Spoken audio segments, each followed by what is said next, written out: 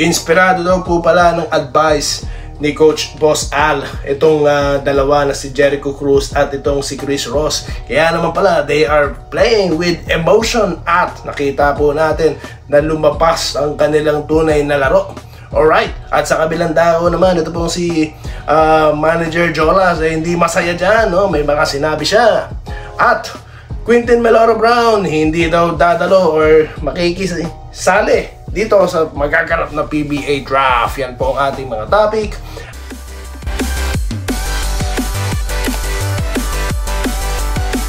At mga pa-shoutout. Alright. So, bago po niyan, magpapasalamat po na guys si Doy TV sa inyong lahat ha. Naku po, 17K na po at going in. Alright. Naku, bilis talaga. Parang kailan lang. Ano, di ba?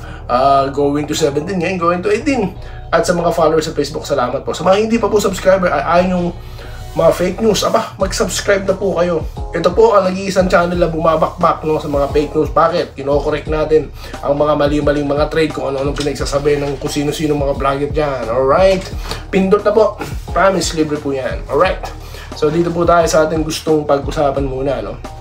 Quintin Meloro Brown, sabi daw po ng kanyang agent, hindi raw po lalahok. Okay? Sa nalalapit na PBA draft. So ano po ibig sabihin yan?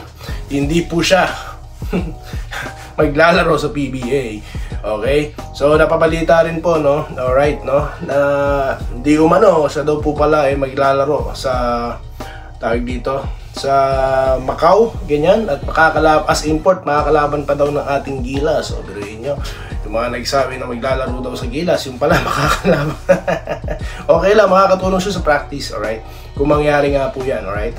Then, sinasabi daw na European League daw po ang target di umano ng manlalarong ito. Okay, whatever he plans, no? Karapatan niya po yan, no?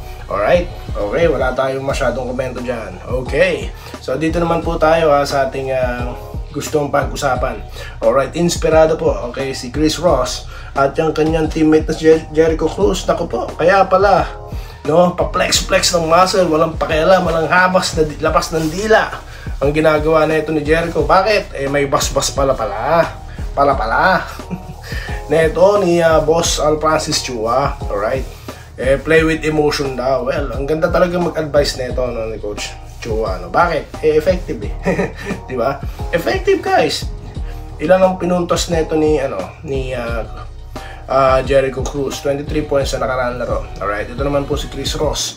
Nako naman, mukhang aagawan pa sa MVP dito sa series na to, itong si Junmar. Mga heroics niya, mga veteran, the moves niya, no? Talagang hirap po. Ang barangay na, nahirapan sa kanila. At ito po ang TNT, di po ba? Bakit? Dumedepensa, uma-assist at pumupuntos pa. Tignan nyo naman, daig pa ang bata, no? Alright.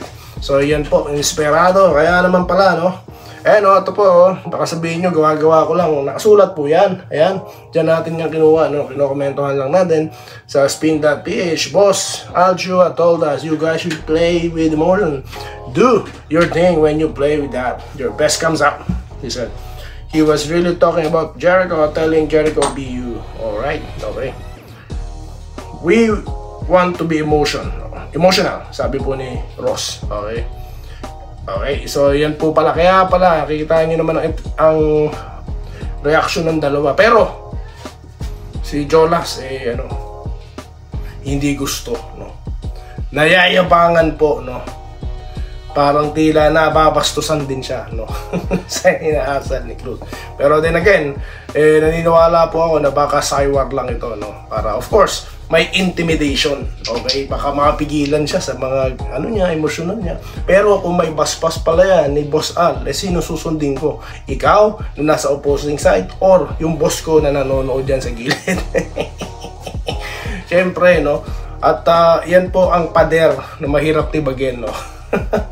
Sabi nga po nila, ang sinabi daw po, ang manggagaling daw po kay Chua ay tila manggagaling na rin daw yan, or parang kay Boss RSA na rin daw yun. Nako, ganyan daw po katindi. Kaya, sige, tuloy labas ng dila, no? Flex ng muscle, pero sila po kayo mananalo. Lalabas kaya yan, no? Yan po ang ating aabangan dito po sa nalalapit ng PBA Finals, no, na kabado, mukhang tila kabado itong si Kume.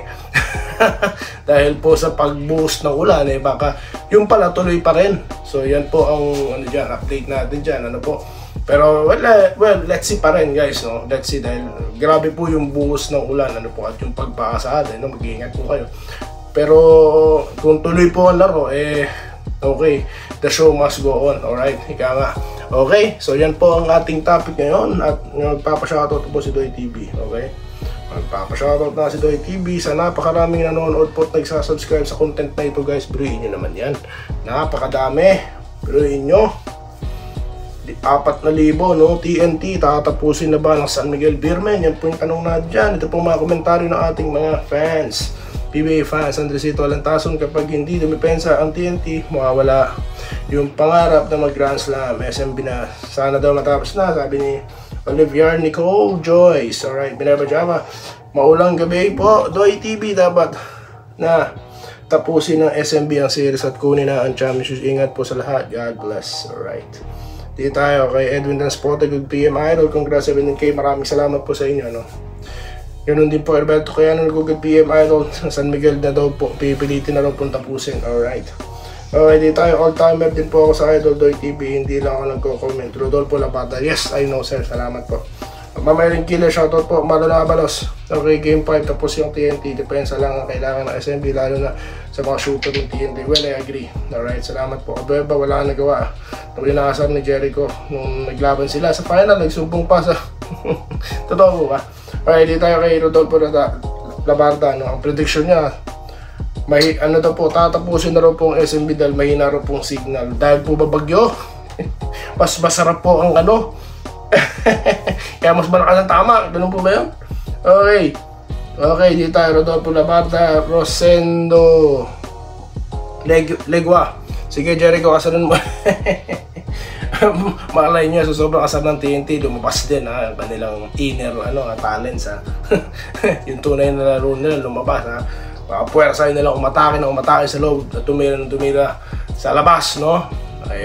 Alam nyo, yan pong mga ganyang klase ng mga cywar na yan, iba po minsan ng mga nagiging epekto niyan, Alright, Art de la Cruz, hindi siya makapon na kay Jolas, kay Freddy Abuda, number 1 defensive player na San Miguel. Si Jolas at Bong Hawkins lang ang nagkakalali sa kanya. Dati sa bida, yan, mga old-timer po ito. Mga iyakin lang mga TNT, sabi ni Robel Abadiano. Bobby Payawal, sa tingin ko, kabayan daw, itatapusin na ng SMB TNT. Alright, good luck daw po, no? Alright. Gilder M. Katukod, makuha na kaya na SMB ang Game 5, mayroon pa, ibubuga ang TNT. Yes. Vincent Taba, good day kabayang boy, yung malalasing na o may signal pa. Yan ang magandang topic. Alright. Tatapusin ng SMB, sabi ni Bon Ryan Cantor, Perlita Salvahan, 5G, SMB lang katapat nila. Alright. Dito tayo kay Ramil Raimundo. Okay, prediction niya raw po, Game 6 do or die, ito, tiyak, buwis buhay ito bukas. Okay, well, Meryl Bioso, wala na yan, Idol, tatapusin ito po. Tapusin, sabi ni Gerald Castillo. Alright, great, sana tapusin ng SMB. Ang tabo nagsasabi, no? Alright, Robert Caribiab, tapos na raw po. Okay, Arthur Sabare, snipers versus malagkit na defense equals mapagod na sniper. Princess Lau Hapon, good PM. Yes, salamat po, no? Okay, yan po. Nabasa po natin ang inyong mga komentaryo. Maraming salamat po. Alright, Sir RG Maglang, nandyan, nanonood. Sir Alejandro Tronson, Carlito Protasio, Sir Asani Senior, maraming salamat sa inyong panonood. Okay, Joseph Pineda, okay, Ramil Gonzaga, nanonood. Maraming salamat sa inyo lahat. At pagkikita-kita po tayo sa susunod na video content. Balbino Diala pa pala, okay? Dito lamang sa Dan Rica, Doy TV Sports. Muli, maraming salamat po sa inyong panonood. Keep safe po, guys. Salamat po sa panonood. Subscribe na para sa mga susunod na basketball at boxing videos.